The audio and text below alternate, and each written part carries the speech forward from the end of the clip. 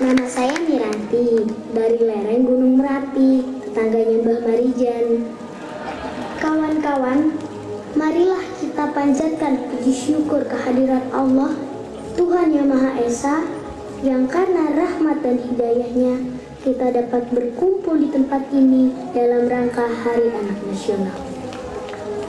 Kita harus bangga menjadi anak Indonesia. Anak Indonesia harus cerdas, bercita-cita tinggi dan berakhlak mulia. Kawan-kawan, saya akan menyampaikan ungkapan isi hati. Dengarkan ya.